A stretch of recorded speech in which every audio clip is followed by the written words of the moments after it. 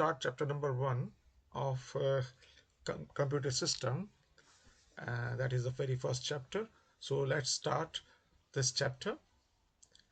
First of all, we almost know that what is a computer. It's an electronic machine that is used to get the input, process it, and it gives you the result in a very short span of times. Computer having a lot of characteristics uh, like speed, accuracy, cost effectiveness, diligence. That is the most important thing. That what is the meaning of diligence? That is, computer does not tire if it continues work for several hours, not like human beings. And the storage capacity is very wide. Versatility means it can be used in a variety of application. Almost each area of our life computer are used. That is called versatility. Time saving automation means automatically it performs all the works once you have given the instruction and according to that. And next thing is that security. These are the characteristics of the computer, benefits, advantage, you can say that.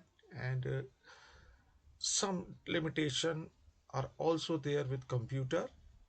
Those are zero IQ, it cannot understand from the past, lack in decision making, dependence on the electricity. So these are some limitation or drawbacks or disadvantage, you can say that, of the computer system.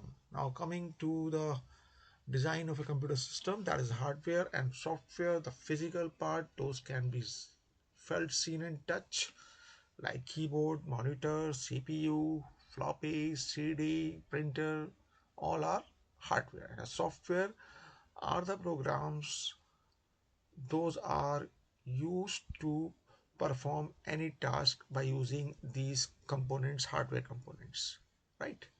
So these are basically made that computer system. Now one IPO cycle is a very important thing. IPO means I means input, P means processing, and O means output. The computer is a machine which takes the input, process it in the CPU, which is called brain of the computer also. In those, there are three parts of CPU: ALU, CU, and memory. All the arithmetic and logical operations are performed by the ALU. Control units control flow of data or instruction, like a traffic policeman that controls the traffic. According to that, CPU, CU does the same task, and memory is used to retain the instruction or the output or the result, and then later on it sends to the output drive device like VDU or printer. Coming to the operations of a computer: input, process, outputting, storing, controlling, which we have discussed in the last slide. So these are the five main operations of the computer system, right? These are the graphical representation of these steps. Input unit, we have given the input, goes to the control, send for the arithmetical, then after that send to the storage unit, right? And after that it will goes to output unit, from where the user get the result, right? We have input units, as you know, that keyboard, mouse, joystick, okay, cameras, or several joystick input, those are used uh, earlier on also. So these are the mainly we have a keyboard and mouse with our computer system. Those are very much necessary to perform some basic operations on the computer as well as advanced operations, right?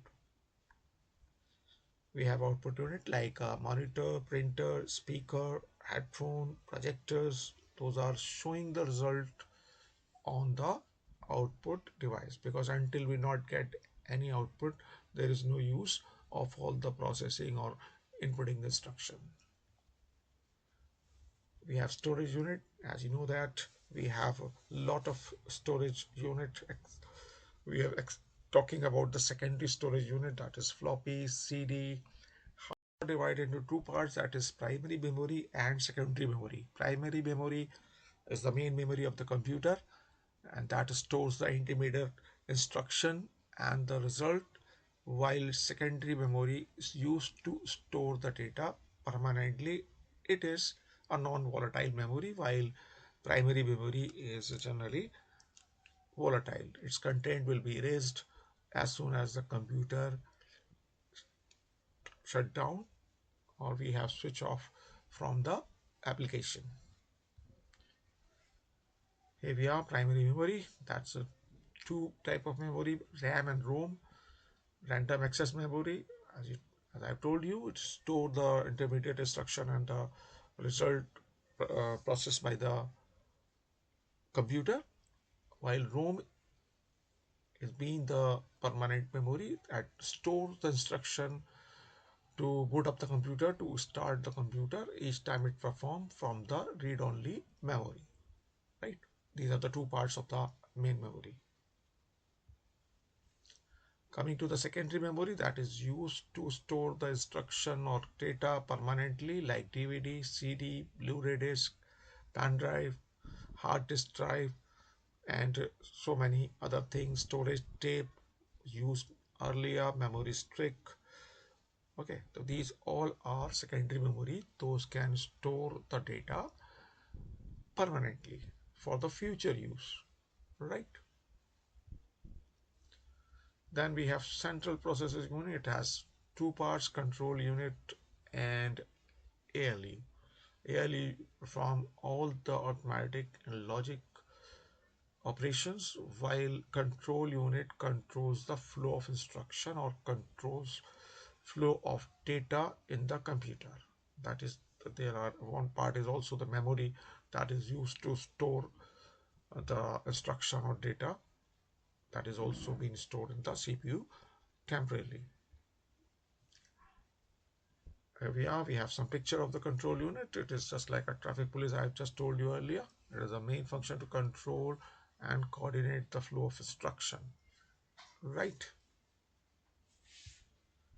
Then we have ALU, all the logical operation means numbers, which number is bigger, whatever the if else condition is there, and arithmetic, you all know, adding, subtraction, multiplying, division, and all these kind of operations has been done in the ALU, which is the part of the CPU.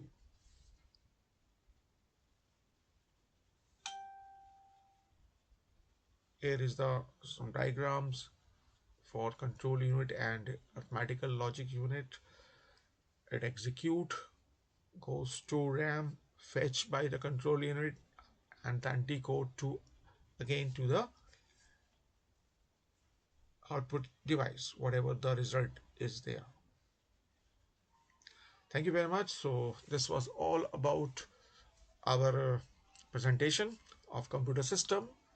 Hope you have understand it quickly or nicely by using that slide. Next time we will go for chapter number 2 of class 9. Till then, it's goodbye.